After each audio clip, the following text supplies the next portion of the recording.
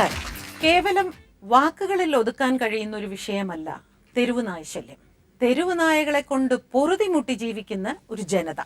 തെരുവ് നായ്ക്കളുടെ ഉന്മൂലനമാണ് ഒരേ ഒരു പരിഹാരമെന്ന് വാദിക്കുന്ന ഒരു കൂട്ടർ. നായ്ക്കളെ മാത്രം സ്നേഹിക്കുന്ന മൃഗസ്നേഹികൾ മറ്റൊരു വശത്ത്. പട്ടിയും പ്രാണനും എന്ന ഈ വിഷയം സെൽഫിയിൽ ചർച്ചയ്ക്ക് വരുന്നത് ഇത് രണ്ടാമത്തെ തവണ. ഇവിടെ ഈ വേദിയിൽ നിൽക്കുമ്പോൾ എനിക്ക് ചുറ്റുമുള്ളവരുടെയും കണ്ണിൽ ഭയമാണ് നിറഞ്ഞു നിൽക്കുന്നത്. ആരംഭിക്കാം ഇന്നത്തെ ചർച്ച. നായ്ക്കടിയേറ്റ് മരണമടഞ്ഞ് ശിലുവമ്മയ്ക്ക് ആദരാഞ്ജലികൾ അർപ്പിച്ചുകൊണ്ട്, നായ്ക്കടിയേറ്റ് കുഞ്ഞുങ്ങളെ ഓർത്തുകൊണ്ട്.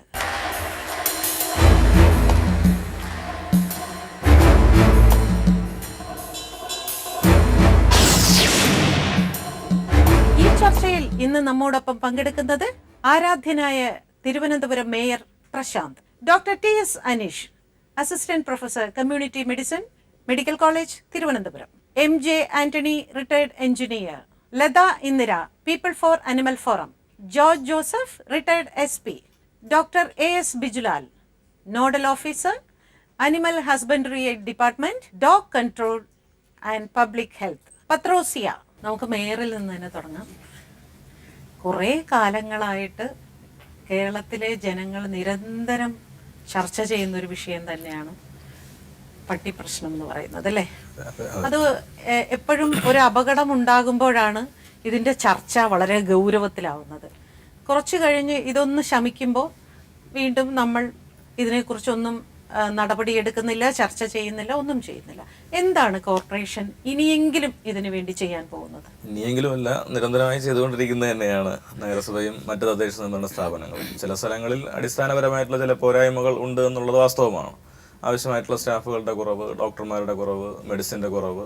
അപ്പോൾ ഇതെല്ലാം പരിഹരിക്കാമെന്ന് ബഹുമാനപ്പെട്ട സംസ്ഥാന സർക്കാർ മീറ്റിംഗ് കൂടിയൊക്കെ തീരുമാനിച്ചതാണ്. അപ്പോൾ അതനുസരിച്ചുള്ള സംവിധാനങ്ങൾ കൂടി നൽകുകയാണെങ്കിൽ തദ്ദേശ സ്വയംഭരണ സ്ഥാപനങ്ങൾക്ക് ഈ വിഷയത്തിൽ നന്നായി തന്നെ കൈകാര്യം ചെയ്യാൻ വേണ്ടി സാധിക്കും. നമുക്കൊരു ഈ വിഷയം വരുമ്പോൾ മാത്രം ഇത് ചെയ്യേണ്ട ഒന്നല്ല. കഴിഞ്ഞ കുറച്ച് നാളുകളായി തിരുവനന്തപുരം നഗരസഭ തന്നെ പല സംഘടനകളുടെയും സഹായത്തോടു കൂടി വന്ധ്യീകരണ പരിപാടി അടക്കമുള്ളവ സജീവമായി നടത്തി വരികയാണ്. 2 ഘട്ടങ്ങളിലായി ഏകദേശം 1040 നായ്ക്കളെയും പിന്നീട് 2ാം ഘട്ടത്തിൽ 700ഓളം നായ്ക്കളെയും നമ്മൾ വന്ധ്യീകരിച്ചിട്ടുണ്ട്. ഇപ്പോൾ ഈ പ്രശ്നമുണ്ടായതിൻ്റെ ഭാഗമായി ഞങ്ങൾ പിടികൂടിയ പല നായ്ക്കളും വന്ധ്യീകരിച്ച നായ്ക്കളാണ്. അപ്പോൾ അങ്ങനെ ഉള്ളൊരു പ്രശ്നം നമ്മുടെ സമൂഹത്തിലുണ്ട്. അപ്പോൾ ഈ പ്രോഗ്രാമിൻ്റെ റിസൾട്ട് ഉടനടി ലഭ്യമാകുന്നതല്ല. അപ്പോൾ ഇതൊരു കുറച്ച് വർഷങ്ങൾ കഴിയുമ്പോൾ നായ്ക്കളുടെ എണ്ണത്തിൽ വലിയ കുറവുണ്ടാവും. അത് കൃത്യമായി നമുക്ക് ഫീൽ ചെയ്യാനും സാധിക്കും എന്ന നിലയ്ക്കാണ് ഈ പ്രോഗ്രാം മുന്നോട്ട് പോകുന്നത്. തിരുവനന്തപുരം നഗരം മുഴുവനും നമ്മൾ വിഷ്വലിൽ കാണുന്ന വളരെ എന്താ പറയുക, ഒരു വൃത്തികെട്ടൊരു സീന് തന്നെയാണ് ഈ മാലിന്യം കടിച്ചു പറിക്കുന്ന പട്ടികൾ. അല്ലെങ്കിൽ പലപ്പോഴും ഞാൻ തമാശ രൂപത്തിൽ പറയാറുണ്ട്, പട്ടികളുടെ ജനറൽ ബോഡി കൂടിക്കൊണ്ടിരിക്കുകയാണെന്ന് പറയും. ഇവിടെ നോക്കിയാലും കൂട്ടമായ പട്ടികൾ. നമുക്ക് അങ്ങനെ ഒരു കാഴ്ചയിൽ നിന്ന് വീണ്ടും ചർച്ചയിലേക്ക് തിരിച്ചു വരാം.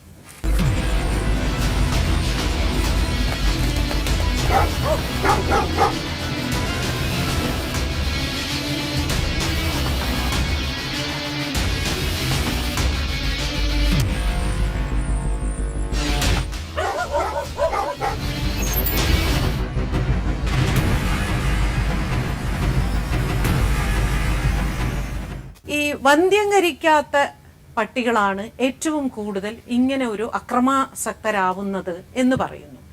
പക്ഷെ ഇപ്പോ മേയർ പറയുന്നു വന്ധ്യംകരിച്ചവയായിരുന്നു ഈ പിടിച്ചതെല്ലാം തന്നെ എന്ന് പറഞ്ഞാൽ, ഇതിലെന്താണ് യഥാർത്ഥത്തിൽ സത്യം?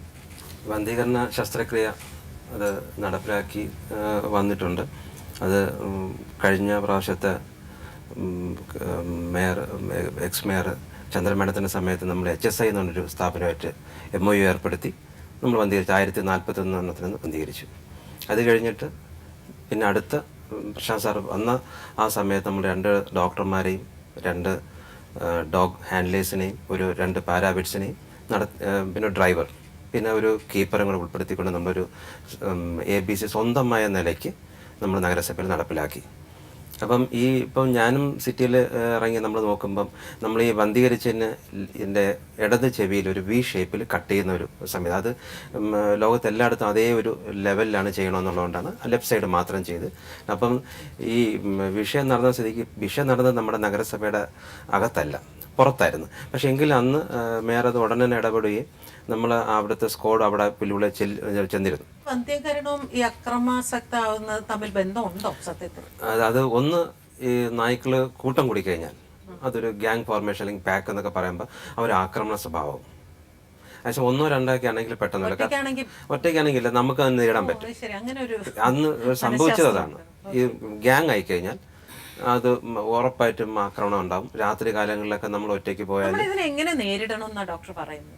ഇതിനെ നേരിടാൻ വലിയ പ്രയാസമാണ്. നമ്മൾ ശാസ്ത്രീയമായ രീതിയിൽ കൂടെ തന്നെ നമ്മൾ നേരിട്ടാൽ മാത്രം പോയാലും മാത്രമേ നമുക്ക് മുന്നോട്ട് പോകാൻ പറ്റത്തുള്ളൂ. ജോസഫ് സാർ, ഇതിൽ ഏറ്റവും അധികം പ്രശ്നമായി ജനങ്ങൾ കാണുന്നതും ഈ നിയമപാലകർ കാണുന്നതും ഇതിന്റെ നിയമ പ്രശ്നങ്ങൾ തന്നെയാണ്. എന്താണ് യഥാർത്ഥത്തിൽ നിയമം? അതെ, നിയമം ഇതിനകത്ത് കൃത്യമായിട്ടുണ്ട്. ഈ വെറ്റിനറിക്കാരും കോർപ്പറേഷൻകാരും മുനിസിപ്പാലിറ്റിയും ആ നിയമം അനുസരിക്കുന്നില്ല. ഇവർ ഈ പട്ടിയെ സംരക്ഷിക്കുന്ന കാര്യമാണ് എല്ലാത്തിനും മുൻതൂക്കം കൊടുക്കുന്നത്. അതല്ല യഥാർത്ഥത്തിൽ, അത് തെറ്റാണ്. തെറ്റായിട്ട് വ്യാഖ്യാനിച്ച് പഠിച്ചു വെച്ചിരിക്കുകയാണ്. 2.5 ലക്ഷത്തോളം തെരുവ് നായ്ക്കൾ കേരളത്തിലുണ്ട്. ഇവർ നമ്മൾ തെരുവ് നോക്കിക്കോളൂ, ഈ നായ്ക്കൾ ഒരു 4-ൽ 3 ഭാഗവും രോഗാവസ്ഥയിലുള്ളവരാണ്. വളരെ ഹെൽത്തി ആയിട്ട് വളരെ ചുരുക്കം നായ്ക്കളേ ഉള്ളൂ.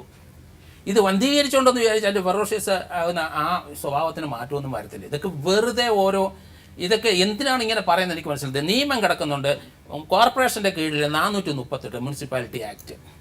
അതിനകത്ത് പറഞ്ഞിരിക്കുന്ന വാക്ക് അലഞ്ഞു തിരിയുന്ന നായ്ക്കളെയും പന്നിയെയും ഡിസ്ട്രോയ് എന്നുള്ള വാക്കാണ്. കൊല്ലെന്നല്ല പറഞ്ഞത്, ഡിസ്ട്രോയ് ആണ്. നശിപ്പിക്കണമെന്നാണ് അതിനകത്ത് പറഞ്ഞിരിക്കുന്നത്. മലയാളത്തിൽ എഴുതി വെച്ചിട്ടുണ്ട്. ഡിസ്ട്രോയ് എന്നാണ് ഇംഗ്ലീഷിലും പറഞ്ഞിരിക്കുന്നത്. 438 മേയർ കേൾക്കാൻ പറയാണ്, ഒന്നുകൂടെ പഠിക്കുക. കാരണം അത് അവരനുസരിച്ച് ചെയ്യുന്നുണ്ട്. ഇത് ആൾക്കാർ തെറ്റായിട്ട് വ്യാഖ്യാനിച്ചിരിക്കുകയാണ്. ഇനി പഞ്ചായത്തിലാണ് 166A അലഞ്ഞു തിരിയുന്ന പന്നിയും പട്ടിയും ഡിസ്ട്രോയ് നശിപ്പിക്കണമെന്ന് തന്നെയാണ് പറഞ്ഞിരിക്കുന്നത്. ഇനിയുണ്ട് ABC ആക്ട് എന്ന് പറഞ്ഞ കോർപ്പറേഷൻകാരെ അവിടെ കഴിഞ്ഞ ദിവസം വെറ്റിനറിക്കാരെല്ലാം പറയുന്നുണ്ട്. ABC ആക്ട് ഉണ്ടാക്കിയിരിക്കുന്നത് എന്തിനാണ്? ആനിമൽ ബെർത്ത് കൺട്രോൾ ആക്ട് എന്നാണ്. ബ്രാക്കറ്റിനകത്ത് ഡോഗ്സ് എന്ന് എഴുതിയിട്ടുണ്ട്. അതിനകത്ത് ഇവരെല്ലാവരും പറയണത് സെക്ഷൻ 10 ഇവരെ സംരക്ഷിക്കേണ്ടത് എങ്ങനെയാണെന്നൊക്കെ കാര്യം പറയാനാണ്. 9 നോക്ക്. ABC ആക്ട് ആരാ ഉണ്ടാക്കി? സെൻട്രൽ ഗവൺമെന്റ് ആയിക്കോട്ടെ. ഞാൻ മുനിസിപ്പാലിറ്റി ആക്ട് ആരുടേതാ? അതൊക്കെ നമുക്കിപ്പോൾ അതല്ല, നമുക്ക് അത് ഉണ്ടാക്കിയതിൻ്റെ പ്രശ്നമല്ല. അവിടെ നമുക്ക് ഉണ്ടാക്കിയത് ഇവിടെ മനുഷ്യനെ കേരളത്തിൽ കടിക്കാൻ തുടങ്ങി. കഴിഞ്ഞ കൊല്ലം 10 പേര് മരിച്ചു. ഇപ്പോൾ എത്രയോ പേരെയാണ് കടിച്ചു കൊല്ലുന്നത്. അപ്പോൾ ഇതിന് വന്ധീകരിച്ചുകൊണ്ട് അതൊക്കെ ലോങ് ആയിട്ടുള്ള ഒരു പ്രോസസ്സാണ്. സാറ് പറഞ്ഞത് പൂർണ്ണമായും ഞാൻ യോജിക്കുന്നുണ്ട് അതിന്. കാരണം താരതമ്യേന പുതിയ കേന്ദ്ര നിയമം ഈ പറഞ്ഞതുപോലെ പഴയ നിയമങ്ങളും പുതിയ നിയമങ്ങളും തമ്മിലൊരു കോൺഫ്ലിക്റ്റ് വന്നു കഴിഞ്ഞാൽ പലപ്പോഴും പുതിയ നിയമം പ്രാബല്യത്തിൽ വരും എന്നുള്ളതാണ്. അപ്പോൾ അതനുസരിച്ച് ഈ പറയുന്ന രീതിയിൽ പെട്ടെന്ന് അനിമലിനെ കൊല്ലാനായിട്ട് രാജ്യത്തെ നിയമം അനുവദിക്കുന്നില്ല എന്നാണ് ഞാൻ മനസ്സിലാക്കിയിരിക്കുന്നത്. ഇപ്പം തന്നെ ജോസഫ് സാറ് പറഞ്ഞു ഡിസ്ട്രോയ് എന്നൊരു വാക്കുണ്ട്. എന്താണ് ഈ സാറ് പറഞ്ഞ ലീഗൽ പോയിന്റ് തെറ്റാണ്. അതിനെക്കുറിച്ച് ഞാൻ അധികം അങ്ങോട്ട് പോകുന്നില്ല. പക്ഷേ ഡിസ്ട്രോയ് എന്നുള്ളത് നമുക്ക് എന്തിനെ വേണേലും ഡിസ്ട്രോയ് ചെയ്യാം. നമുക്ക് പാറ്റ തൊട്ട് കൊതുക് അതുപോലെയുള്ള എല്ലാത്തിനും ഡിസ്ട്രോയ് ചെയ്യാം. പക്ഷേ ആ ഡിസ്ട്രോയ് ചെയ്തത് കൊണ്ട് എന്താണ് സംഭവിക്കുന്നതെന്ന് വെച്ചാൽ ഇതുപോലെയുള്ള ജീവികളെ ഡിസ്ട്രോയ് ചെയ്താൽ വേറെ ജീവികൾ ആ സ്ഥലത്ത് വരുന്നല്ലാതെ അതുകൊണ്ട് പ്രത്യേകിച്ച് വലിയ പ്രയോജനമൊന്നും ഇല്ലാന്ന് കണ്ടിട്ടാണ് ഇങ്ങനെ ഒരു ശാസ്ത്രീയമായിട്ട് ഇതിന്റെ മാഡം ഈ ഡിസ്ട്രോയ് ചെയ്യുന്നത് കൊണ്ട് ഇപ്പൊ സാധാരണ നമ്മൾ പറയും വംശനാശം നേരിട്ട ഒരു അനിമൽ എന്ന് പറയും. ഒരിക്കലും പട്ടികൾ വംശനാശം നേരിടുന്നില്ലല്ലോ. ഇല്ല, വംശനാശത്തിന്റെ കാര്യമല്ല ഞാൻ പറയുന്നത്. ഇതിന്റെ ഏത് ജീവിയാണെങ്കിലും നമുക്ക് അതിനെ കൺട്രോൾ ചെയ്യണമെങ്കിൽ നമ്മൾ അതിന്റെ സ്വഭാവം അതിന്റെ പ്രജനന രീതിയൊക്കെ പഠിച്ചാലേ പറ്റുള്ളൂ. ഇപ്പൊ കൊതുകിനെ ഡിസ്ട്രോയ് ചെയ്യുന്ന എങ്ങനെയാണ്? നമ്മൾ രാത്രി മുഴുവൻ നമുക്ക് കൊതുകിനെ കൊല്ലാം, എന്നാലും അടുത്ത ദിവസം രാത്രി പിന്നെയും നമ്മൾ കൊതുകിനെ കൊല്ലുമായിരിക്കും. അല്ല അല്ല അല്ല അല്ല ഞാൻ പറയുന്നത് കൊച്ചു കുഞ്ഞ് കിടന്നുറങ്ങുന്ന കുഞ്ഞിനെ കടിച്ചു കീറുന്നു. അമ്മൂമ്മ കുളിപ്പിച്ചുകൊണ്ടിരുന്നപ്പോ മേനകാ ഗാന്ധിയുടെ ഒരു പ്രസ്താവന ഉണ്ടായിരുന്നു, ആ പുല്ലുവിളയിലെ ആ സ്ത്രീ ഒരുപക്ഷെ ഉപദ്രവിക്കും എന്ന് ഭയന്നിട്ടാവാം മാംസം കൊണ്ട് നടന്നതുകൊണ്ടോ അല്ലെങ്കിൽ അങ്ങോട്ട് ഉപദ്രവിക്കുമെന്ന് തോന്നിയത് കൊണ്ടാവാം. അതൊരു ദയനീയമായ ഒരു പ്രസ്താവനയാണ് അവര്. കാരണം ഒരു സ്ത്രീ മരിച്ചിരിക്കുന്നു, അവർക്ക് വെളിക്കിറങ്ങാൻ സ്ഥലമില്ല, മലമൂത്ര വിസർജനം ചെയ്യാൻ സ്ഥലമില്ലാത്ത സ്ഥലത്ത് അവര് ആ പറമ്പിലേക്ക് ചെന്നപ്പോഴാണ് ഈ പട്ടികൾ കൂട്ടമായിട്ട് ആക്രമിച്ചിരിക്കുന്നത് അല്ലേ? അപ്പൊ ഇത് കൊതുകിനെ മാതിരിയോ പാറ്റയെ മാതിരിയോ മാതിരി അല്ല. ഇത് പറയുന്നത് മുഴുവൻ പറയാൻ എന്നെ അനുവദിക്കണം. ഈ കൊതുകിനെ നമുക്ക് എന്ത് ജീവിയെ വേണേലും കൊല്ലാം. പക്ഷെ ആ ജീവി പിന്നെയും വരുമോ എന്നുള്ളത്, അതിന്റെ രീതി എന്താണെന്നുള്ളത്, അതിന്റെ പ്രജനന രീതി എന്താണെന്ന് അറിയാതെ നമുക്ക് ഇതിനെ ഡിസ്ട്രോയ് ചെയ്യാൻ പറ്റില്ല, കംപ്ലീറ്റ് ആയിട്ട് നശിപ്പിക്കാൻ പറ്റില്ല എന്നുള്ളതാണ് ഞാൻ പറഞ്ഞു വരുന്നത്. കൊതുകിനെ കുറേണത്തിന് നമ്മൾ കൊല്ലുകയാണെങ്കിൽ അടുത്ത ദിവസം വേറെ കൊതുക് വരും. അതിന് പകരം നമ്മൾ എന്താ ചെയ്യുന്നത്? നമ്മൾ ഈ വെള്ളം അത് കൂടുതൽ ഉണ്ടാവാതിരിക്കാൻ വേണ്ടി വെള്ളം കെട്ടി ഇരിക്കുന്നിടത്ത് മരുന്ന് തളിക്കുക, പിന്നെ വെള്ളം പാത്രങ്ങളിലൊക്കെ പുറത്തിരിക്കുന്നെങ്കിൽ അത് മറിച്ച് കളയുക. അപ്പം നമ്മൾ ഇഫക്റ്റീവായിട്ട് എന്താ ചെയ്യുന്നത്? അതിന്റെ പ്രജനനം തടയുകയാണ് ചെയ്യുന്നത്. അതുപോലെ ഏത് ഇതുപോലത്തെ പെസ്റ്റ് ആയി പോയിട്ടുള്ള ജീവികളെയും നമുക്ക് കൺട്രോൾ ചെയ്യണമെങ്കിൽ അതിന്റെ റീപ്രൊഡക്ഷൻ ആദ്യം കട്ട് ചെയ്യണം, എന്നാലേ പറ്റുള്ളൂ. അല്ലാതെ ഒരു രീതിയിൽ വിചാരിച്ചല്ലോ നമ്മളൊരു 10 നമ്മൾ തന്നെ എക്സ്പെരിമെന്റ് ചെയ്ത് നോക്കാം. ഒരു പട്ടിയെ കൊല്ലാൻ വളരെ എളുപ്പമാണ്, വിഷം വെച്ച് കൊടുത്താൽ മതി. പക്ഷെ നമ്മളുടെ റോഡിലുള്ള 10 പട്ടികളെ നമ്മൾ ഇന്ന് കൊല്ലുകയാണെങ്കിൽ അടുത്ത് ആ ഒരു ഫുഡ് സോഴ്സ് വന്ധ്യീകരണം മാത്രമാണോ ഇതിന്? വന്ധ്യീകരണം വേസ്റ്റ് ഇടാതിരിക്കും, ഇത് രണ്ടും മാത്രമാണോ ഇതിനുള്ള? അത് മാത്രമല്ല, വേറെയും ഉണ്ട് കാര്യങ്ങൾ. നമ്മുടെ നാട്ടിൽ റോഡിൽ കാണുന്ന 50% നായ്ക്കളും ശരിക്കും തെരുവ് നായ്ക്കളല്ല. പലതും വളർത്തുന്ന ആൾക്കാർ റോഡിലേക്ക് ഇറക്കി വിടുന്ന നായ്ക്കളുണ്ട്. അതുകൂടാതെ ആളുകൾ നായ്ക്കളെ വളർത്തിയിട്ട് കുഞ്ഞുങ്ങളെ റോഡിലേക്ക് എറിയുന്ന ആ പരിപാടിയും, പിന്നെ വളർത്തിയിട്ട് സുഖമില്ലാതാവുമ്പോഴോ അല്ലെങ്കിൽ വയ്യാതാവുമ്പോഴോ റോഡിലേക്ക് ഇറക്കി വിടുന്ന, ഇങ്ങനെ ഒരുപാട് കാര്യങ്ങളുണ്ട്. പ്രിയപ്പെട്ട നമ്മുടെ അനിമൽ ലവർ പറഞ്ഞതിനോട് എനിക്ക് പൂർണ്ണമായും യോജിക്കാൻ പറ്റുന്നില്ല. അതായത് അവർ പറഞ്ഞത് ഒരു പരിധി വരെ ശരിയാണ്. അതായത് ഈ മൃഗത്തിനെ കൊല്ലുക എന്നുള്ളതല്ലല്ലോ നമ്മുടെ ഉദ്ദേശം. നമ്മളെ സംബന്ധിച്ചിടത്തോളം നമ്മൾ പട്ടി കടിക്കരുത് എന്നുള്ളതാണ് നമ്മുടെ ഉദ്ദേശം. പക്ഷെ അതിന് വേണ്ടിയിട്ടാണ് നമ്മൾ മൃഗത്തിനെ കൊല്ലുന്നത്. നമ്മളെ പട്ടി കടിക്കാതിരിക്കാൻ വേണ്ടി നമ്മൾ പട്ടിയെ കൊല്ലുന്നു. പക്ഷെ പട്ടിയെ കൊന്നാലും പട്ടി വളരുന്ന സാഹചര്യം നമ്മുടെ നാട്ടിൽ നിലനിൽക്കുന്നിടത്തോളം കാലം പട്ടികൾ മറ്റ് സ്ഥലങ്ങളിൽ നിന്ന് ഇങ്ങോട്ട് വന്നുകൊണ്ടേയിരിക്കും. നിങ്ങൾക്ക് കൊന്നുകൊണ്ടിരിക്കേണ്ടി വരും. എത്ര നാൾ നിങ്ങൾ കൊല്ലും? അതൊരു പ്രധാനപ്പെട്ട ചോദ്യമാണ്. പക്ഷെ എങ്കിൽ പോലും നിലനിൽക്കുന്ന സാഹചര്യത്തിൽ ഒരുപക്ഷെ നമുക്ക് പെട്ടെന്ന് കൊന്നുകൊണ്ടേ ഇരിക്കുക എന്നുള്ളതല്ല, കുറച്ച് ഈ പ്രശ്നം ഉണ്ടാക്കുന്ന നായകളെങ്കിലും കൊല്ലുന്നതിനെ പറ്റി ചിന്തിക്കേണ്ടി വരും എന്നാണ് എൻ്റെ ഒരു ചിന്ത. ആനിമൽ പ്രേമികളൊന്നും അതല്ല ശ്രദ്ധിക്കേണ്ടത്. ഒരു ആനിമലെ നമ്മൾ തല്ലിക്കൊന്നാൽ 50 രൂപ ഫൈനേ ഉള്ളൂ. ചിറ്റലപ്പള്ളി ഹൗസ് ഇപ്പോൾ അവർ പറഞ്ഞാൽ പൈസ കൊടുക്കാമെന്ന്. തല്ലിക്കൊല്ലാനാണ് അവർ പറയുന്നത്. അല്ലാതെ എന്താ മാർഗം? ഇനിയുണ്ട്. ഇനി സെക്ഷൻ 13 മേയർ കേൾക്കാൻ പറയുന്നത്. സെക്ഷൻ 13 തിരിച്ചു വരാം. ചിറ്റലപ്പള്ളി സാർ എന്താ പറയുന്നത്? ഞാൻ ഈ ഒരു വിഷയത്തില് തെരുവുനായ പ്രശ്നത്തില് അതിന്റെ ഗൗരവം ഉയർത്തിക്കാട്ടാനായിട്ട് കഴിഞ്ഞ 2 വർഷമായിട്ട് തുടർച്ചയായിട്ട് പ്രയത്നിച്ച ആളാണ്. തെരുവ് നായ്ക്കൾക്ക് അനുകൂലമായിട്ട് സംസാരിക്കാനായിട്ട് ധാരാളം സെലിബ്രിറ്റീസ് ഉണ്ട്. അതേസമയം പാവപ്പെട്ട കടികൊള്ളുന്ന വീട്ടമ്മമാര്, പാവപ്പെട്ട കടികൊള്ളുന്ന കുട്ടികള്, അല്ലെങ്കിൽ അവർക്ക് വരുമാനം നഷ്ടപ്പെടുന്ന വീട്ടുകാർക്കൊക്കെ അനുകൂലമായിട്ട് സംസാരിക്കാൻ ആരും ഉണ്ടായിരുന്നില്ല. അങ്ങനെയാണ് ഞാൻ ഈ ഒരു വിഷയം ഏറ്റെടുത്തത് തന്നെ. ഈ മൃഗസ്നേഹികൾ സംസാരിക്കുന്നത് വന്ധ്യംകരണം മതി, അതുകൊണ്ട് പ്രശ്നം ഒഴിവാക്കാൻ പറ്റുന്ന. പക്ഷെ എനിക്ക് തോന്നുന്നത് അത് ശരിയല്ല. കാരണം ഇത്രയും വർഷങ്ങളായിട്ട് മനേക ഗാന്ധി നിയമം കൊണ്ടുവന്നത് 15 വർഷം മുമ്പാണ്. വർഷങ്ങളായിട്ട് ഈ വന്ധ്യംകരണം ഇവിടെ ഫലപ്രദമായിട്ട് നടപ്പിലാക്കിയില്ല. അതുകൊണ്ട് തന്നെ ഇവ പെറ്റ് പെരുകി എണ്ണത്തിൽ കൂടുതലായി. പണ്ടെല്ലാം തെരുവുനായ്ക്കള് ഒരു ഒറ്റയ്ക്കൊക്കെയാണ് ആക്രമിച്ചിരുന്നുള്ളൂ. ഇപ്പൊ കൂട്ടമായിട്ടാണ് ആക്രമിക്കുന്നത്. അത് അവരുടെ ഒരു വർഗ സ്വഭാവമാണ്. നായ്ക്കള് കൂട്ടം കൂടി ആക്രമിക്കും. അത് അവരുടെ വർഗ സ്വഭാവമാണ്. അവര് മാംസം ഭക്ഷിക്കുന്നവരാണ്. ഇപ്പൊ തന്നെ ഒരു ഉദാഹരണം പറഞ്ഞാലേ, പുല്ലുവിള എന്ന് പറഞ്ഞ ഗ്രാമത്തില് അവര് വീട്ടമ്മയെ കടിച്ച് കീറി ആ വീട്ടമ്മയുടെ മാംസം ഭക്ഷിച്ചു കഴിഞ്ഞിട്ടുള്ളവരാണ്. അതുപോലെ ആ വീട്ടമ്മയുടെ രക്തം ഊറ്റി കുടിച്ചിട്ടുള്ളവരാണ്. അതുകൊണ്ട് അർജന്റായിട്ട് അവിടെയുള്ള കുറെ എണ്ണത്തിനെങ്കിലും, ഒരു 10-50 എണ്ണത്തിനെങ്കിലും വെടിവെച്ച് കൊന്ന് ഗവൺമെന്റ് ഒരു മാതൃക കാണിക്കേണ്ടതാണ്. പട്ടി കടിയേറ്റ് ഒരു കുട്ടിയെ കൊണ്ടുവന്നാൽ എന്താണ് ആദ്യം കൊടുക്കുന്ന ചികിത്സ? എന്താണ്? പട്ടികടിയെ 2 രീതിയിൽ നമ്മൾ കാണണം. ഒന്ന്, പട്ടികടി ഉണ്ടാക്കുന്ന പ്രശ്നങ്ങൾ. പേവിഷബാധ അവിടെ നിൽക്കട്ടെ, പട്ടികടി തന്നെ ഉണ്ടാക്കുന്ന കുറേയേറെ പ്രശ്നങ്ങളുണ്ട്. ഇപ്പോൾ ആളെ കടിച്ചു കൊല്ലുന്നൊരു ജീവിയായിട്ട് പട്ടി മാറി. ഒരു വന്യമൃഗമൊക്കെ ആക്രമിക്കുന്നത് പോലെ പേ പിടിച്ചല്ല സ്ത്രീ മരിച്ചത്, പട്ടി കടിച്ചു കൊല്ലുകയാണ്. അപ്പോൾ അത് ഒരു വലിയ പ്രശ്നമായിട്ട് മാറിയിട്ടുണ്ട്. ഇപ്പം നമുക്ക് പലപ്പോഴും ദിവസമുള്ള പത്രത്തിൽ നമുക്ക് കാണാം ചുണ്ട് കടിച്ച് കീറുക, ഇപ്പം ഈ മാംസപേശികളൊക്കെ കടിച്ച് കീറുക, ആ രീതിയിലൊക്കെ പട്ടി ഉപദ്രവിക്കുന്നുണ്ട്. അപ്പോൾ അതിനെ ഒരു മാരകമായിട്ടുള്ള ഒരു ആയുധം കൊണ്ട് മുറിവേൽക്കുന്നത് പോലെ തന്നെ നമ്മൾ കാണേണ്ടി വരും. അത് കൂടാതെയാണ് പേവിഷബാധയുടെ ഒരു പ്രശ്നം. ഡോക്ടർ എന്നുള്ള നിലയിൽ പട്ടി കടിച്ചു വരുമ്പോൾ സാധാരണ പേവിഷബാധ ഏൽക്കാതിരിക്കാനുള്ള ചികിത്സകൾക്കാണ് ഞങ്ങൾ കൂടുതലായിട്ട് പ്രാധാന്യം കൊടുക്കുന്നത്. അതിൽ പ്രധാനമായിട്ട് ചെയ്യേണ്ടത് ഒന്ന്, മുറിവ് പറ്റിയ ഭാഗം നന്നായിട്ട് സോപ്പും വെള്ളവും ഉപയോഗിച്ച് കഴുകുക എന്നുള്ളതാണ്. കാരണം കടിച്ച പട്ടിക്ക് പേ ഉണ്ടെങ്കിൽ പേ വിഷത്തിനെ ആ മുറിവിൻ്റെ ഭാഗത്തു നിന്ന് കഴുകി കളയാനായിട്ട് സോപ്പിന് പ്രത്യേകിച്ചൊരു കഴിവുണ്ട്. അതുകൊണ്ട് തന്നെ മറ്റ് മരുന്നുകൾ ലഭ്യമാണെങ്കിൽ പോലും സോപ്പും വെള്ളവും തന്നെ ഉപയോഗിച്ച് കഴുകുന്നതാണ് നല്ലത്. തൊട്ടടുത്തുള്ള ആശുപത്രിയിൽ ഉടനെ എത്തിക്കുക. പേവിഷബാധയ്ക്കെതിരെയുള്ള കുത്തിവയ്പ്പുകൾ എടുക്കുക. ചിലപ്പോൾ മുറിവിൽ തന്നെ കുത്തിവയ്പ്പ് എടുക്കേണ്ടി വരും. കൂടുതൽ മാരകമായിട്ടുള്ള മുറിവാണെങ്കിൽ മുറിവിൽ തന്നെ കുത്തിവയ്പ്പ് എടുക്കേണ്ടി വരും. കഴിയുന്നതും മുറിവ് പൊതിഞ്ഞ് കെട്ടാതിരിക്കുക. കാരണം പൊതിഞ്ഞ് കെട്ടുമ്പോൾ അതിനകത്ത് വൈറസ് കൂടുതലായിട്ട് മൾട്ടിപ്ലൈ ചെയ്യാനുള്ള സാധ്യതയുണ്ട്. ഇതൊക്കെയാണ് സാധാരണഗതിയിൽ ഈ കടിച്ചു പറിച്ചു. ഇപ്പോൾ നമ്മൾ ഇന്നലെ അഭിനയിഞ്ഞ പത്രത്തിൽ കണ്ട ഒരു കുട്ടിയുടെ ചുണ്ട് കടിച്ചു പറിച്ചു, ചില കുട്ടികളുടെ മുഖം കടിച്ചു പറിച്ചു. അപ്പോൾ പ്ലാസ്റ്റിക് സർജറി ചെയ്ത് കഴിഞ്ഞാൽ ട്രീറ്റ്മെന്റ് ബുദ്ധിമുട്ട്. അപ്പോൾ ട്രീറ്റ്മെന്റിന് ശേഷം മാത്രമേ പ്ലാസ്റ്റിക് സർജറി ചെയ്യാൻ പാടുള്ളൂ, അങ്ങനെ ഒരു. അതായത് ഈ പേവിഷബാധയുടെ ഒരു പ്രധാനപ്പെട്ട പ്രശ്നം, കടിച്ച പട്ടിക്ക് പേ ഉണ്ടെങ്കിൽ നമ്മൾ ആ മുറിവ് കൂടുതലായിട്ട് മാനിപ്പുലേറ്റ് ചെയ്താൽ, കൂടുതൽ മുറിവിനകത്ത് വേറെ എന്തെങ്കിലും ചേർക്കുകയോ തുന്നലിടുകയോ അല്ലെങ്കിൽ മുറിവിനെ റീകൺസ്ട്രക്ട് ചെയ്യാൻ നോക്കുകയൊക്കെ ചെയ്തു കഴിഞ്ഞാൽ പേവിഷബാധ ഏൽക്കാനുള്ള സാധ്യത കൂടും. കാരണം മുറിവിനെ നമ്മൾ വീണ്ടും അതിനെ പേവിഷബാധ ഏറ്റ മുറിവിനെ വീണ്ടും വീണ്ടും നമ്മൾ അതിനെ കുത്തി ആ വിഷത്തിനെ കൂടുതൽ ഉള്ളിലേക്ക് കയറ്റാനുള്ളൊരു സാധ്യതയുണ്ട്. അതുകൊണ്ട് പട്ടി കടിച്ചുള്ള മുറിവാണെങ്കിൽ പെട്ടെന്ന് ഈ പ്ലാസ്റ്റിക് സർജറിയോ അതുപോലെയുള്ള ചികിത്സകൾ വളരെ വേഗത്തിൽ സാധാരണ ചെയ്യാറില്ല.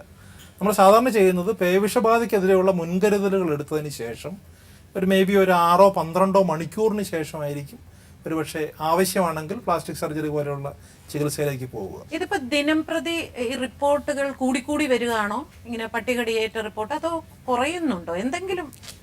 അല്ല, അത് ദിനം പ്രതി കൂടി വരികയാണ്. അതായത് ഈ പട്ടിയെ കൊല്ലണം എന്ന് ന്യായീകരിക്കുന്ന ആളുകൾ പറയുന്ന ഒരു കാര്യം, ഇപ്പോൾ ഈ പൊതുവെയുള്ള ചിന്ത ഇങ്ങനെയാണ്. ഞാൻ നേരത്തെ പറഞ്ഞതുപോലെ പട്ടിയെ കൊന്നിട്ട് കാര്യമല്ല, വീണ്ടും പട്ടികൾ വരും. എങ്കിലും പണ്ട് കാലത്ത് നമ്മുടെ നാട്ടിൽ ശരാശരി ഒരു വർഷം 1000-ഓളം ആളുകളെയാണ് പട്ടി കടിച്ച് ആശുപത്രിയിൽ എത്തിച്ചിരുന്നത്. ഇപ്പോൾ ഇത് ഒരു വർഷം 50,000-ന് മുകളിലുള്ള ആൾക്കാരെ പലതരത്തിലുള്ള പട്ടികടിയായിട്ട് 1,22,000. അത് ഈ അടുത്ത കാലത്തായിട്ട് വീണ്ടും അതിനകത്ത് വളരെ വലിയൊരു വർധനവ് ഉണ്ടായതായിട്ട് കാണുന്നു. അതിന് 1-2 കാരണങ്ങളുണ്ട്. ഒന്ന്, പണ്ട് കാലത്ത് പട്ടികടിയെ നമ്മൾ സാരമാക്കിയിരുന്നില്ല. ഇപ്പോൾ കൂടുതൽ പ്രത്യേകിച്ച് പത്രമാധ്യമങ്ങളൊക്കെ കൂടുതലായിട്ട് അത് റിപ്പോർട്ട് ചെയ്യുന്നതുകൊണ്ട് കൂടുതൽ ആളുകൾ ചെറിയ കടിയാണെങ്കിൽ പോലും ആശുപത്രിയിലേക്ക് വരുന്നു എന്നുള്ളൊരു കാര്യമുണ്ട്. എങ്കിൽ പോലും പട്ടികളെ കൊന്നുകൊണ്ടിരുന്ന സമയത്തേക്കാളും ഈ കൊല്ലൽ നിയമം അല്ലെങ്കിൽ കൊല്ലാനുള്ള അനുമതി നിഷേധിക്കപ്പെട്ടതിന് ശേഷം കടിയിലൊരു വലിയ വർധന ഉണ്ടായിട്ടുണ്ട് എന്നുള്ളതൊരു സത്യമാണ്. പട്ടികൾ എങ്ങനെ അറിഞ്ഞു എന്നുള്ളതാണ്. പട്ടികളെ കൊല്ലുന്നില്ല, പട്ടികളെ നശിപ്പിക്കുന്നില്ല എന്നുള്ളതാണ്. മോളുടെ അമ്മയാണ് പട്ടി കടിച്ചത് അല്ലേ? ശരിക്കും എങ്ങനെയാണ് ഇങ്ങനെ ഒരു സാഹചര്യം ഉണ്ടായത്? എങ്ങനെയാണ്? ഉമ്മ ഞങ്ങൾ അറിയാതെയായിരുന്നു ബാത്റൂമിൽ പോയത്. അമ്മയുടെ വീട്ടിൽ ബാത്റൂം ഒന്നും ഇല്ല. എന്റെ വീട്ടിൽ വന്നായിരുന്നു. എന്റെ വീട്ടിൽ നിന്ന് തിരിച്ച് അമ്മയുടെ വീട്ടിൽ പോയി. ഞങ്ങൾ അറിയാതെയാണ് അങ്ങോട്ട് താഴെ ഇറങ്ങിയത്. അവർ പണ്ട് കാലത്തെ ബാത്റൂമിലെല്ലാം പോകുന്നത് കടൽ തീരത്ത് തന്നെ. അപ്പോൾ 9-10 ഇടയ്ക്കായിരുന്നു ഇത് സംഭവിച്ചത്. ബാത്റൂം കഴിഞ്ഞ് ഇങ്ങ് വരാൻ സമയത്താണ് ഇത് സംഭവിച്ചത്. പിന്നെ നമ്മൾ അറിയിച്ചത് തന്നെ വേറെ 2 വ്യക്തികളാണ്, ചേട്ടനെയും ചേച്ചി അറിയിച്ച് അവരറിഞ്ഞാണ്. ഇങ്ങനെ ഒരു പട്ടിയുടെ ആക്രമണം ആദ്യമായിട്ടാണോ? ആദ്യം ഒരു 5 മാസത്തിന് മുമ്പ് ഒരു അമ്മച്ചി ഇങ്ങനെ കടിച്ചായിരുന്നു. അവര് മെഡിക്കൽ കോളേജ് ഹോസ്പിറ്റലിൽ പോയി അന്ന് ഇതിന്റെ ഒരു നടപടി എടുത്തില്ലായിരുന്നു. പിന്നീടാണ്, അല്ലെങ്കിൽ ഒരു വർഷത്തിൽ 1-2 മാസം ഇതിന്റെ സീസൺ ഉണ്ടായി കഴിഞ്ഞാൽ പിന്നെ ആൾക്കാരൊരു കമ്പെടുക്കും. അങ്ങനെ കുറച്ച് നാൾ അങ്ങനെ നീണ്ടുപോകും. പിന്നെ ഒരു ശല്യവുമില്ല. ഈ വർഷമാണ് ഇത്രയും കൂടുതൽ അധികം ഉണ്ടായത്. പിന്നെ ആ അമ്മച്ചിയെ കടിച്ച് അവർ മുറിവേൽപ്പിച്ച് കൊന്നതിന് ശേഷമായിരുന്നു അമ്മയെ വന്ന വഴിക്ക് കണ്ടത്.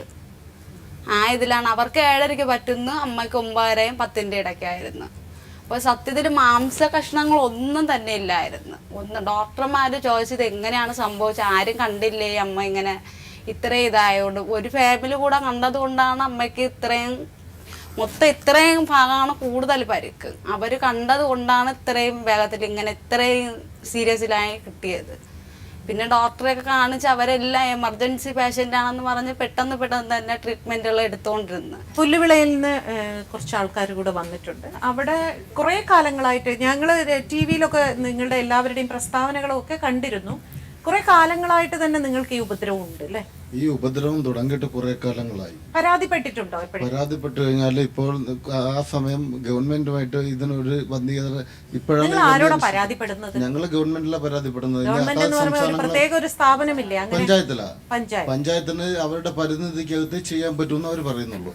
പക്ഷെ ഇപ്പോൾ എന്ന് വെച്ച് കഴിഞ്ഞാൽ ഈ സംഭവിച്ച ദിവസം ഞാൻ രാത്രി സാധാരണ പോകുന്നത് പോലെ ഞാൻ കടപ്പുറത്ത് പോകുമ്പോൾ ഒരു കൂട്ടം പട്ടികൾ കൂടി നിൽക്കുകയായിരുന്നു. അപ്പം ഞാനും എൻ്റെ വൈഫുമായിട്ട് താഴെ പോകുന്ന സമയമാണ് ഇത് കാണുന്നത്. അപ്പം ഈ എൻ്റെ കുഞ്ഞമ്മയായി കടിച്ച് കൊന്നത്. പക്ഷെ ഞാൻ കുഞ്ഞമ്മയാണെന്ന് പോലും കാണില്ല. സാധാരണ കുഞ്ഞമ്മയെ ഒരു 3/4 സെൻറ്റിൽ താമസിക്കുന്ന 3 കുടുംബം താമസിക്കുന്ന ഒരു വീടാണ് 3/4 സെൻറ്റ്. അപ്പോൾ സാധാരണ എല്ലാ ദിവസവും കടപ്പുറത്ത് ഒരു 7 മണി 7:10 ആകുമ്പോൾ പോകും, 7:15 തിരിച്ചു വരും.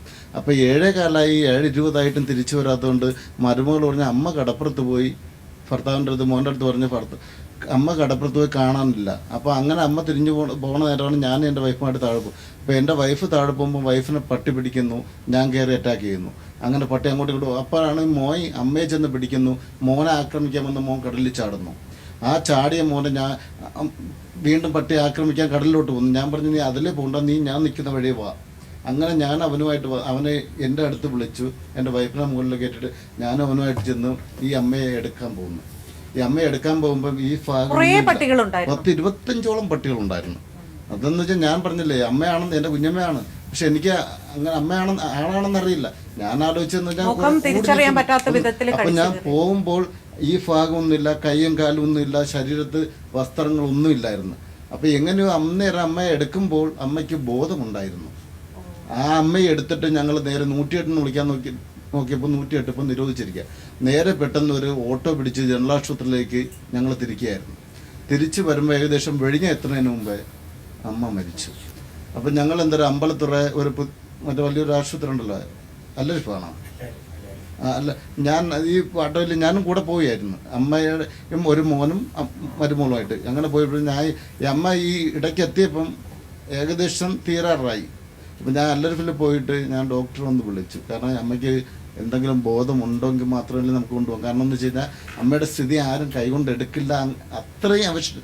ഞങ്ങൾ പോലും മനുഷ്യരായ ആരും കൈകൊണ്ട് തൊടാത്ത രീതിക്ക് പിച്ച് ചീന്തിയിരുന്നു. അപ്പോൾ അവിടെ പോയി ഡോക്ടർ വന്നിട്ട് ലൈറ്റൊക്കെ വെച്ച് കണ്ണ് നോക്കി, പിന്നെ മിഷ്യൻ കൊണ്ടുവന്ന് ചെക്ക് ചെയ്തിട്ട് പറഞ്ഞ് അമ്മ മരിച്ചു. ഒരു പക്ഷേ ഇപ്പൊ മേനകാ ഗാന്ധി പറയുന്നതോ അല്ലെങ്കിൽ മൃഗസ്നേഹികൾ പറയുന്നത് പോലെ ചോദിച്ചാൽ അവിടെ ഈ വേസ്റ്റ് ഇടുന്നത് കുറച്ച് കൂടുതലാണ്. ഇനി അതുകൊണ്ടാണോ ഇങ്ങനെ എന്ന് നിങ്ങൾ വിശ്വസിക്കുന്നു? അതിന് ഞാൻ കാരണം പറയാം. കാരണം എന്ന് വെച്ചാൽ ഞങ്ങളുടെ തീരദേശത്ത് കക്കൂസ് ഉണ്ടെങ്കിൽ പോലും തീരദേശത്തെ കടലും ഞങ്ങളുടെ ഭവനങ്ങളും തമ്മിൽ വലിയ താഴ്ചയില്ല.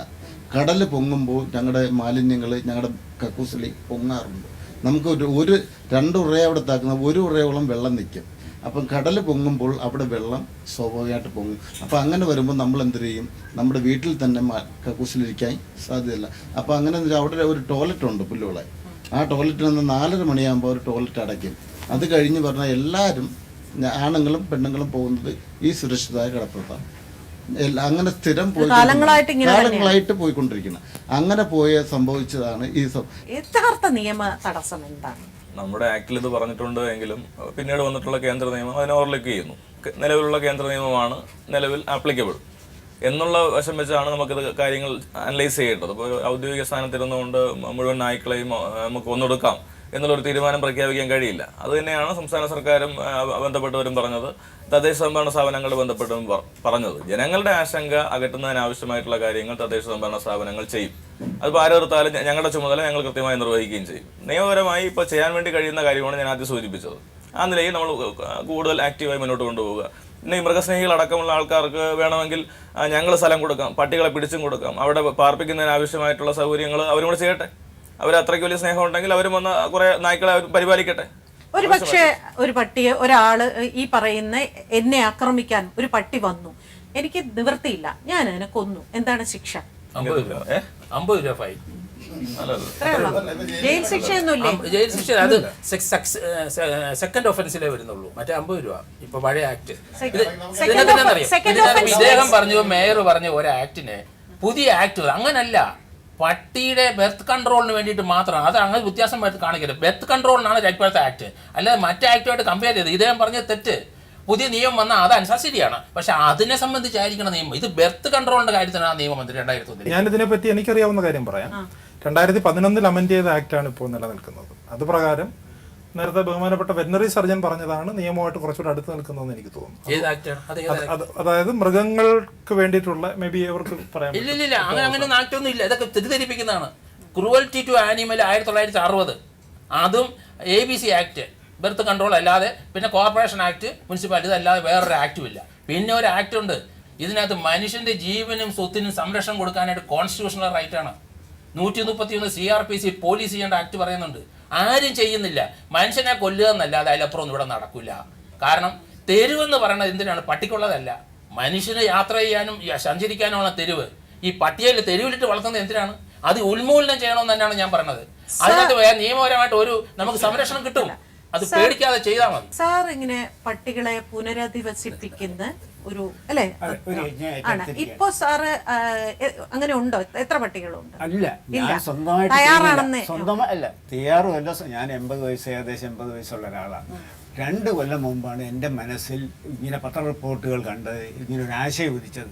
ഈ തെരു നായ്ക്കളെ മുഴുവൻ നായ ഷെൽട്ടറുകൾ കേരളത്തിലുടനീളം, നായ ഷെൽട്ടർ, അതും സർക്കാർ പുറമ്പോക്കുകൾ, ജനങ്ങൾക്ക് പ്രയാസമില്ലാത്ത സ്ഥലങ്ങൾ ഐഡൻറ്റിഫൈ ചെയ്തിട്ട് അവിടെ 3 കമ്പാർട്ട്മെൻറ്റുകൾ വീതമുള്ള നായ ഷെൽട്ടറുകൾ നിർമ്മിക്കുക.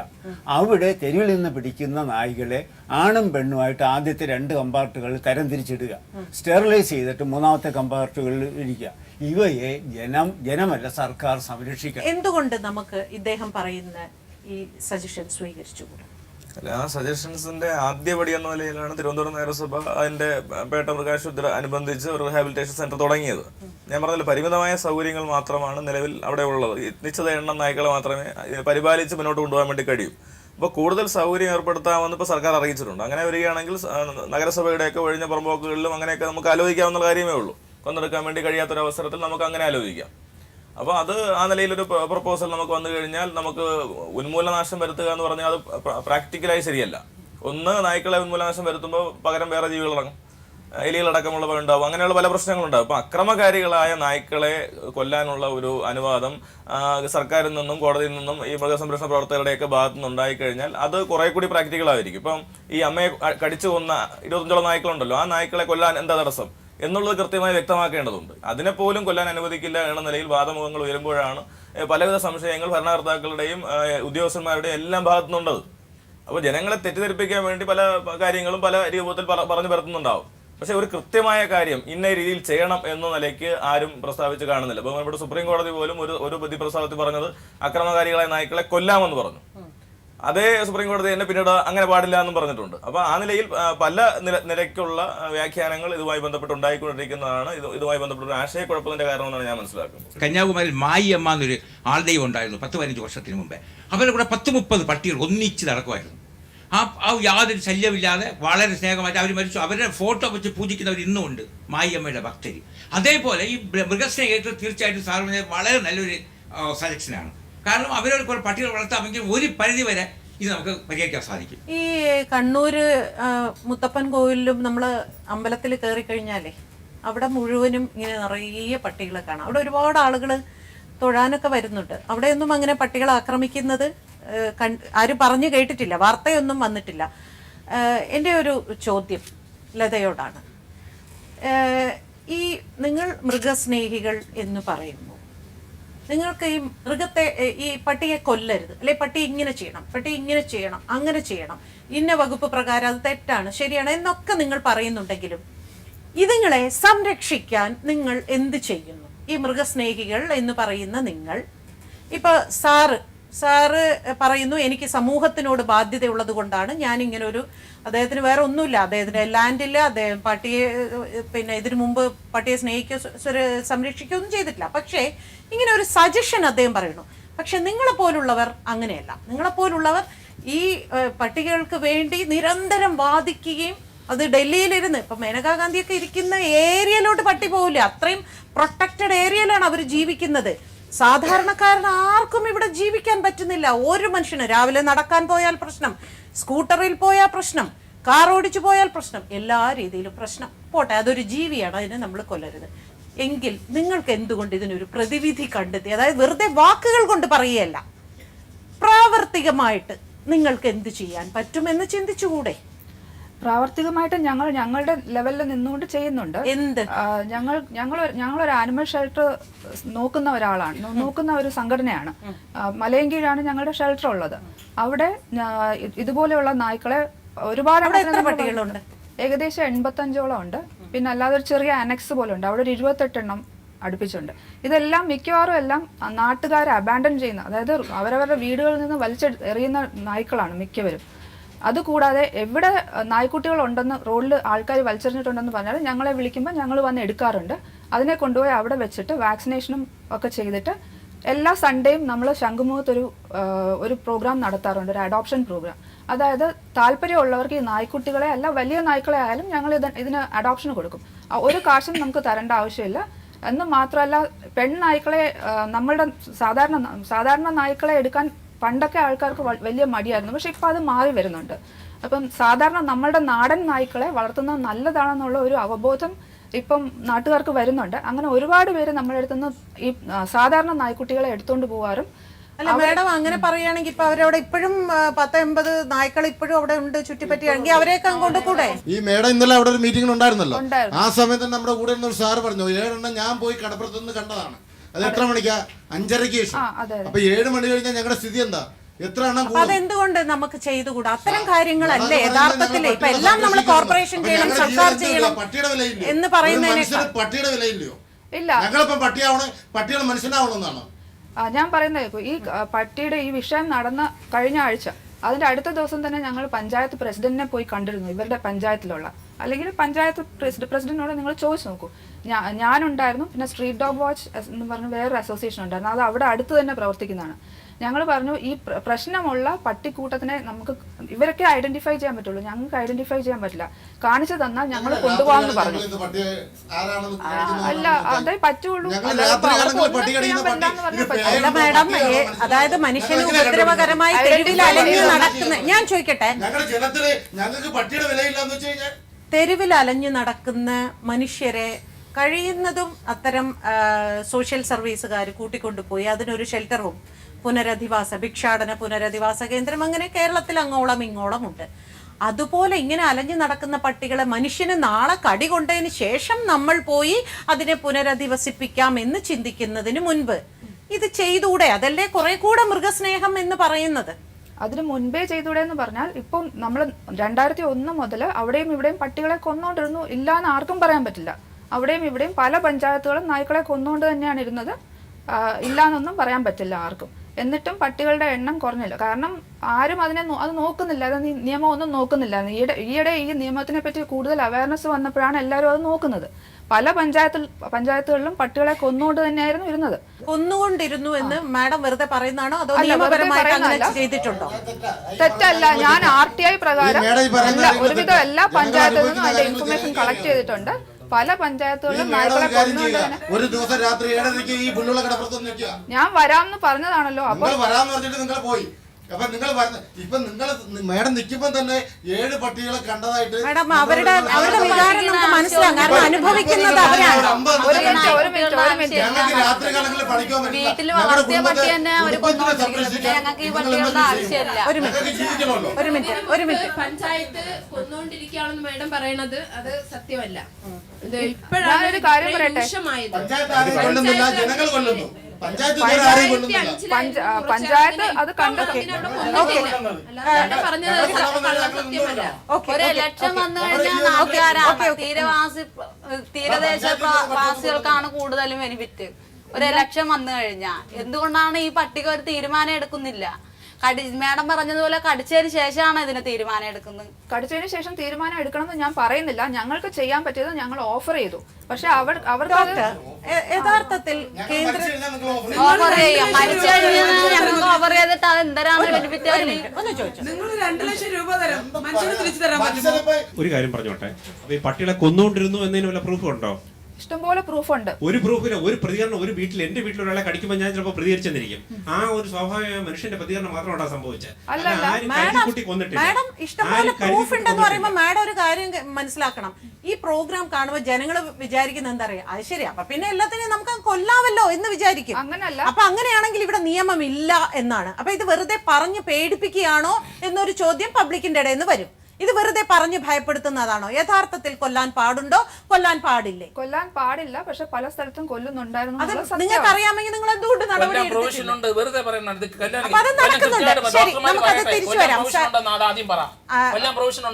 ഇപ്പോ മേനകാ ഗാന്ധിയുടെ ഒരു സ്റ്റേറ്റ്മെന്റ് ഉണ്ടായിരുന്നു. ഈ മൃഗസംരക്ഷണത്തിന് കേന്ദ്ര ഗവൺമെന്റ് അനുവദിച്ച ഫണ്ട് വേണ്ട രീതിയിൽ കേരളത്തിൽ ഉപയോഗിക്കാത്തത് കൊണ്ടാണ് ഇത്രയേറെ രൂക്ഷമായ ശല്യം ഉണ്ടായിരിക്കുന്നതെന്ന്. അത് സത്യമാണോ? അത് അങ്ങനെ ഒരു ഇത് കേട്ടായിരുന്നു. പക്ഷേ എന്തിനാണ് തന്നെന്ന് പറഞ്ഞാലേ അത് മറുപടി പറയാൻ പറ്റുള്ളൂ. 13 കോടി രൂപയുടെ പദ്ധതി, അങ്ങനെ ഒരുപാട് പദ്ധതികൾ കേന്ദ്ര ഗവൺമെൻറ് പറയുമ്പം സർക്കാരും നഗരസഭയൊക്കെ ചേർന്ന് കൊടുത്തിട്ടുണ്ട്. ഇതൊന്നും നടക്കില്ലെന്ന് പറയും. ഈ രൂപയുടെ കാര്യത്തിൽ നടക്കില്ലെന്ന്. ഇതേപോലെ ഇപ്പം സ്റ്റെറിലൈസേഷന് വേണ്ടി മനേകാന്തി പൈസ എന്ന് പറഞ്ഞ് ഒരു രൂപ പോലും മൃഗസംരക്ഷണ വകുപ്പിന് കിട്ടിയിട്ടില്ല, കോർപ്പറേഷനിലും കിട്ടില്ല, സർക്കാരിന് കിട്ടില്ല. പക്ഷെ പിന്നെ അറിഞ്ഞത് ABC ഇത് പേവിഷ പ്രതിരോധ കുത്തിവയ്പ്പിന് വേണ്ടി കുറച്ച് പൈസ അവിടെ നിന്ന് വന്നു എന്നാണ് അറിയാൻ കഴിഞ്ഞത്. ഈ മൃഗസംരക്ഷണ വകുപ്പിന്റെ ലിമിറ്റേഷൻ എന്താണ്? ഇതൊരു ചർച്ചയാണ്. കാരണം നഗരസഭ വർക്ക് ചെയ്യുമ്പോഴത്തേക്ക് മൃഗസംരക്ഷണ വകുപ്പിൻ്റെ ഒരു സേവനം ഞാൻ ചെന്നിരുന്നു അവിടെ ഡയറക്ടേഴ്സ്. അപ്പോൾ ഈ എല്ലാവരും ഈ നിയമങ്ങൾ പറഞ്ഞാണ് പ്രശ്നം. അപ്പോൾ അതിനകത്ത് ഒരുപാട് കാര്യം സംസാരിച്ചപ്പം ഇപ്പോഴത്തെ കേരള സർക്കാരിൻ്റെ തീരുമാനം എന്ന് പറയുന്നത് ഉന്നത ഒരു ബോഡി കൂടി അതിനകത്ത് മൃഗസംരക്ഷണ വകുപ്പിലെ ഡയറക്ടറെയും ഉന്നത ഉദ്യോഗസ്ഥരെയും വിളിച്ച് ചർച്ച ചെയ്തു. അതിൽ നിന്ന് മൃഗസംരക്ഷണ വകുപ്പ് ഒരു നല്ലൊരു ശക്തമായ തീരുമാനം എടുത്തു. ABC പദ്ധതിക്ക് എല്ലാ പഞ്ചായത്തിലും ഒരു വെറ്റിനറി സർജൻ, ഇപ്പം പഞ്ചായത്തിൽ ഈ വിഷയം വരും, പുല്ലുവിള പഞ്ചായത്തിലായാലും തന്നെ വിഷയം വരുമ്പം അവിടുത്തെ വെറ്റിനറി സർജനെ ആയിരിക്കും അവർ കാണുന്നത്. അപ്പോൾ ആ വെറ്റിനറി സർജൻ എനിക്ക് പട്ടിയെ പിടിച്ച് കൊല്ലാനോ വന്ധ്യരിക്കാനോ കഴിയില്ലെന്ന് സ്വാഭാവികമായി പറയും. കാരണം ഒരുപാട് അല്ലാതെ തന്നെ ഒരുപാട് ജോലിയുണ്ട്. അതുകൊണ്ട് പ്രോജക്റ്റ് വെക്കാൻ പറയും. അപ്പം അവർ പറയുന്നത് ചിലപ്പോൾ 5 ലക്ഷം രൂപ വരും, അല്ലെങ്കിൽ 1 ലക്ഷം രൂപ വരും. അപ്പോൾ നമ്മുടെ ഇപ്പോഴത്തെ വെബ്സൈറ്റിൽ മൃഗസംരക്ഷണ വകുപ്പിൻ്റെ വെബ്സൈറ്റിൽ ഒരു ഒരു മാതൃക പ്രോജക്റ്റ് തയ്യാറാക്കി ഇപ്പം നൽകിയിട്ടുണ്ട്. അതൊന്ന് ക്ലിക്ക് ചെയ്ത് കഴിഞ്ഞാൽ നമ്മളൊരു ഒരു ഡോക്ടറെ വെക്കണം, ഒരു ഡോഗ് ഹാൻഡലറെ വെക്കണം എന്നുള്ള ബേസിക് കാര്യം പണ്ട് എല്ലാവർക്കും അറിയില്ല. ഇപ്പോഴാണ് ABCയുടെ വിഷയം കൂടുതൽ വരുമ്പോഴും അതിനകത്ത് ഇടപെടണം. അങ്ങനെ മൃഗസംരക്ഷണ വകുപ്പ് അതേപോലെ തന്നെ ഒരു 53 പോളിക്ലിനിക്കുകൾ, ഒരു സർജനും വെറ്റനറി SBS ഉള്ളത്, അവിടെയും കണ്ടുപിടിച്ചിട്ട് അവിടെ വേണ്ടതായ പ്രോജക്റ്റ് തയ്യാറാക്കി വെച്ചിട്ടുണ്ട്. ഇനി ഈ ഫണ്ട് കിട്ടുന്നതനുസരിച്ച് ഡോക്ടർമാരെ എടുക്കാനുള്ള ഇന്റർവ്യൂ നടത്തി കൊടുക്കാനുള്ള എല്ലാ കാര്യങ്ങളും ചർച്ച ചെയ്യാൻ പറ്റുന്നുണ്ട്. പൊതുവെ സമൂഹം അല്ലെങ്കിൽ മീഡിയയിലിരുന്ന് എല്ലാവരും പറയുന്നത് വേസ്റ്റ് പെരുകുന്നത് കൊണ്ടാണ് എന്ന് പറയുന്നുണ്ട്. അപ്പോൾ വേസ്റ്റും ഈ പട്ടികളും രണ്ടും ഇല്ലാതെയാകണമെങ്കിൽ തീർച്ചയായിട്ടും കോർപ്പറേഷൻ വിചാരിച്ചാലേ സാധിക്കും. ഇത് ഓരോന്നും ഓരോ കാര്യങ്ങളായിട്ട് എടുത്ത് പരിശോധിക്കേണ്ടതാണ്. ഇപ്പൊ ഞങ്ങളുടെ നഗരസഭയെ സംബന്ധിച്ചിടത്തോളം തിരുവനന്തപുരം നഗരസഭ ഇപ്പൊ ഇറച്ചി മാലിന്യങ്ങൾ റോഡിൽ വരുന്നതാണ് പട്ടിയുടെ പ്രശ്നം എന്ന് പറയുന്നുണ്ട്. അപ്പൊ അത് ടാക്കിൾ ചെയ്യുന്നതിന് വേണ്ടിയിട്ടാണ് ഞങ്ങളിപ്പോൾ എല്ലാ ഇറച്ചി വ്യാപാരശാലകളിലും നഗരസഭ ലോക്ക് ഷീറ്റ് കൊടുക്കുകയാണ്. അപ്പോൾ ആ ലോക്ക് ഷീറ്റിൽ ആ ഇറച്ചി വിൽപ്പനക്കാരൻ എത്ര മാലിന്യങ്ങളാണ് ഉത്പാദിപ്പിക്കുന്നതെന്നും അത് ആർക്ക് കൊടുത്തുവെന്നും കൃത്യമായി രേഖപ്പെടുത്തണം. ബന്ധപ്പെട്ട HI ഉൾപ്പെടെയുള്ള ഉദ്യോഗസ്ഥന്മാർ അത് പരിശോധിച്ച് ബോധ്യപ്പെടണം എന്ന നിലയ്ക്ക് ഒരു തീരുമാനം എടുത്തിട്ടുണ്ട്. അതിന് പുറമേ തന്നെ നമ്മുടെ കുന്നുകുടിയിലുള്ള ഒരു 1.5 ഏക്കർ സ്ഥലത്ത് ആധുനിക അറവശാല സ്ഥാപിക്കുകയാണ്.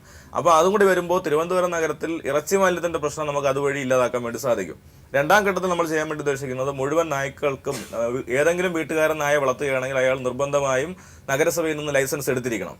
അപ്പോൾ ആ നായയെ സംബന്ധിച്ച് അയാൾക്കൊരു ലയബിലിറ്റി ഉണ്ടായിരിക്കും. ആ നായ ഒരു ആളിനെ കടിച്ചാലോ അല്ലെങ്കിൽ അതിനെ ഉപേക്ഷിക്കപ്പെട്ടാലോ അയാൾക്ക് ലയബിലിറ്റി ഉണ്ടാകത്തക്ക നിലയിലുള്ള ഒരു സംവിധാനത്തിലേക്ക് നമ്മൾ പോകേണ്ടതായിട്ടുണ്ട്. അങ്ങനെ വരുമ്പോൾ ഈ വളർത്തുമൃഗങ്ങളായിട്ടുള്ള ആ മൃഗങ്ങളെ എന്തെങ്കിലും അസുഖം വരുമ്പോഴോ അല്ലെങ്കിൽ കുഞ്ഞുങ്ങൾ ഉണ്ടാകുമ്പോഴോ ഇതിനെടുത്ത് റോട്ടിൽ കളയുന്ന സ്വഭാവത്തിൽ നിന്ന് നമുക്ക് ഇല്ലായ്മ ചെയ്യാൻ വേണ്ടി കഴിയും. ആ നിലയ്ക്ക് ക്രമമായി ഈ കാര്യങ്ങളെ പരിഹരിക്കുക എന്നുള്ളത് മാത്രമാണ് നമുക്കിപ്പോൾ ചെയ്യാൻ കഴിയാവുന്ന ഒരു രീതി എന്ന് പറയുന്നത്. അതനുസരിച്ചുള്ള കാര്യങ്ങളാണ് ഇപ്പോൾ നഗരസഭ ചെയ്യാൻ വേണ്ടി പരിശ്രമിച്ചുകൊണ്ടിരിക്കുന്നത്. അതാണ് ഞാൻ പറഞ്ഞത്, ആദ്യം പറഞ്ഞത് 1040 നായ്ക്കളെ ഞങ്ങൾ 1ാം ഘട്ടത്തിൽ ABC ചെയ്തു, 2ാം ഘട്ടത്തിൽ 740 ചെയ്തു. അപ്പോൾ ഇത് ഘട്ടം ഘട്ടമായി നമ്മുടെ പ്രദേശത്ത് നടന്നു വരികയാണ്, തദ്ദേശ സംഭരണ സ്ഥാപനം നടന്നു വരികയാണ്. അപ്പോൾ ഒന്നും നടക്കുന്നില്ല എന്നുള്ളൊരു ആരോപണം തദ്ദേശ സംഭരണ സ്ഥാപനങ്ങളുടെ മേൽ ഇതെല്ലാം കൂടെ കൊണ്ടുവന്ന് പഴിചാരി വെച്ച് അവർക്ക് മിണ്ടാതെ പോകാൻ വാദമുഖങ്ങൾ നിരത്തി പോവുക എന്നുള്ള അടവ് മാത്രമാണ്. മൃഗസ്നേഹം എന്ന് പറയുന്നത് നിങ്ങൾക്ക് പട്ടികളെ സംരക്ഷിക്കാൻ മാത്രമേ ബാധ്യതയുള്ളൂ. ഇവിടെ ബാക്കിയുള്ളതൊന്നും മൃഗങ്ങളല്ല. നമ്മൾ കോഴിയെ കൊല്ലുന്നുണ്ട്, പശുവിനെ കൊല്ലുന്നുണ്ട്, ആടിനെ കൊല്ലുന്നുണ്ട്, മാടിനെ കൊല്ലുന്നുണ്ട്, എല്ലാത്തിനെയും കൊല്ലുന്നുണ്ട്. അതിനൊന്നും നമുക്ക് ഇവിടെ നിയമമില്ല. പട്ടിക്ക് മാത്രം എന്താണ് അതും ഇത്രയേറെ മനുഷ്യന് അപകടം വരുത്തുന്ന ഒരു ജീവി? പട്ടിയും കോഴിയും എല്ലാം തമ്മിലുള്ള വ്യത്യാസം എന്താണെന്ന് വെച്ചാൽ കോഴിയെ നമ്മൾ ഡിമാൻഡ് സപ്ലൈ മെക്കാനിസം ആണ് അതിൽ വർക്ക് ചെയ്യുന്നത്. അതായത് അതിൻ്റെ റീപ്രൊഡക്ഷനും മറ്റു കാര്യങ്ങളും എല്ലാം കോഴിയാണെങ്കിലും പശു ആണെങ്കിലും എന്താണെങ്കിലും അത് ഹ്യൂമൻലി കൺട്രോൾഡ് ആണ്. അത് ഹ്യൂമൻ ബീയിങ്സിന് ആവശ്യ അനുസരണം അവർ ബ്രീഡ് ചെയ്തെടുക്കുന്നതാണ്. ഞാൻ പറയട്ടെ, ഞാൻ പറഞ്ഞു തീർക്കട്ടെ. വേൾഡ് ഹെൽത്ത് ഓർഗനൈസേഷൻ അതുപോലെയുള്ള എന്താ പറയുക, വേൾഡ് ഹെൽത്ത് ഓർഗനൈസേഷൻ മുതലായ സ്ഥാപനങ്ങൾ ഇതിന്റെ പല സ്ഥലങ്ങളിലും ഇതിന്റെ അനിമൽ ബർത്ത് കൺട്രോൾ നടപ്പിലാക്കിയതിന്റെ റിസൾട്ട് വെച്ചുകൊണ്ടാണ് ഇന്ത്യയിലും ഇത് നടപ്പാക്കണം എന്നുള്ളത് ഇത് വന്നത്. കാരണം എന്താണെന്ന് വെച്ചാൽ നമ്മളുടെ ഈ രീതിയിലുള്ള ക്ലൈമറ്റിൽ ഈ നായ്ക്കളെ ഉന്മൂലനം ചെയ്യുക എന്ന് പറഞ്ഞത് അസാധ്യമാണ്. എപ്പോഴും കുറച്ച് നമ്മളുടെ ക്ലൈമറ്റും നമ്മളുടെ കൾച്ചറും നമ്മൾ മൃഗങ്ങളെ നോക്കുന്ന കൾച്ചറും വ്യത്യസ്തമാണ്. അതുകൊണ്ട് അതിനെ സ്യൂട്ടബിൾ ആയിട്ടുള്ള ഒരു സിസ്റ്റം മാത്രമേ ഇവിടെ നടക്കുകയുള്ളൂ എന്ന് പറഞ്ഞിട്ടാണ് ഇതിനൊരു സയന്റിഫിക് ബേസിസ് ഉള്ളത് കൊണ്ട് മാത്രമാണ് ഇങ്ങനെ ഒരു നിയമം വന്നത്. അല്ലാതെ ഇത് മൃഗസ്നേഹികൾ ഉണ്ടാക്കിയതല്ല. പിന്നെ മൃഗസ്നേഹം എന്ന് വെച്ചാൽ ഈ ലോകത്തിൽ ഇങ്ങനെ മൃഗസ്നേഹികൾ വേറെ മനുഷ്യസ്നേഹികൾ വേറെ അങ്ങനൊന്നും ഇല്ല.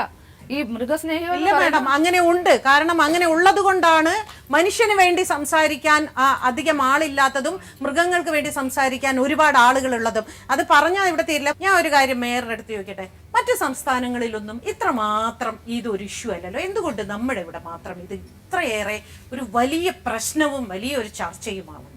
നമുക്ക് പരിഹരിക്കാൻ പറ്റാത്ത ഒരു പ്രശ്നത്തിലേക്ക് നമ്മൾ പോകാനുള്ള കാരണം എന്താണ്? കേരളത്തിൽ ഈ സംഭവങ്ങൾ കൃത്യമായി മാധ്യമങ്ങൾ ശ്രദ്ധയിൽ കൊണ്ടുവരികയും പ്രചരിപ്പിക്കുകയും ചെയ്യുന്നതിന്റെ ഭാഗമായിട്ടാണ്. അപ്പോൾ നേരത്തെ ഇവിടെ സൂചിപ്പിച്ചതുപോലെ നമുക്ക് ഒരു ക്രൈം ഉണ്ടായി കഴിഞ്ഞാൽ അത് എത്രയും പെട്ടെന്ന് പോലീസ് സ്റ്റേഷനിൽ രജിസ്റ്റർ ചെയ്യണം അല്ലെങ്കിൽ കംപ്ലൈന്റ് രജിസ്റ്റർ ചെയ്യണം എന്നുള്ളൊരു ബോധ്യമുണ്ട്. ഇല്ല സാർ, അവിടെ എനിക്ക് തോന്നുന്നു, ഇപ്പൊ ഞാൻ ഇടയ്ക്കിടയ്ക്ക് മദ്രാസിൽ പോകുന്ന അവിടെ വളരെ കറക്റ്റ് ആയിട്ട് പട്ടി പിടിക്കുന്ന വണ്ടി വരും, ഡോഗ് കേച്ചേഴ്സ് വരും, പട്ടികളെ കൊണ്ടുപോകുകയും എല്ലാം ചെയ്യുന്നുണ്ട്. നമ്മുടെ ഇവിടെ അത് ചെയ്യാത്തത് കൊണ്ടാണ് എന്ന് ആ പറഞ്ഞ ഞങ്ങൾക്കൊക്കെ സംശയം. ഒരു കാര്യമുണ്ട്. ഇപ്പൊ കേരളത്തിലെ 999 പഞ്ചായത്തുകളിലും ഈ പ്രോഗ്രാം നടക്കണം. ആ നിലയിൽ നടന്നാൽ മാത്രമേ ഇത് നമുക്ക് പൂർണ്ണമായി വിജയിച്ചെന്ന് പറയാൻ വേണ്ടി കഴിയൂ. കാരണം ഇപ്പോൾ നമ്മൾ തിരുവനന്തപുരം നഗരസഭ നടന്നു എന്ന് കരുതി തൊട്ടടുത്ത പഞ്ചായത്ത് നടന്നില്ലെങ്കിൽ ചിലപ്പോൾ അവിടെ നിന്ന് പിടിക്കുന്ന നായ്ക്കളെ ഇങ്ങോട്ട് കൊണ്ടുവിടാം, അല്ലെങ്കിൽ ചിലപ്പോൾ ഇവിടെ നിന്ന് പിടിക്കുന്ന നായ്ക്കളെ അങ്ങോട്ട് കൊണ്ടുവിടാം. അങ്ങനെയുള്ള ചില പ്രശ്നങ്ങളും പ്രായോഗിക മനസ്സിലാകുന്നുണ്ട്. ഞാൻ ഇപ്പോൾ കഴിഞ്ഞ ദിവസങ്ങളിൽ നോക്കിയപ്പോൾ ബെൽറ്റ് ധരിച്ചിട്ടുള്ള കുറേ നായ്ക്കൾ ഒരു സ്ഥലത്ത് പോയിക്കൊണ്ടിരിക്കുന്നു, ചുവപ്പ് ബെൽറ്റ് നയിച്ചത്. ഞാൻ തിരക്കുമ്പോൾ വേറെ ഏതോ മുനിസിപ്പാലിറ്റിയോ കോർപ്പറേഷനോ പിടിച്ച നായ്ക്കളെ വാഹനത്തിൽ കൊണ്ടുവന്ന് ഉപേക്ഷിച്ചതാണ്. അപ്പോൾ അങ്ങനെയുള്ള പ്രശ്നങ്ങളും ഉണ്ട്.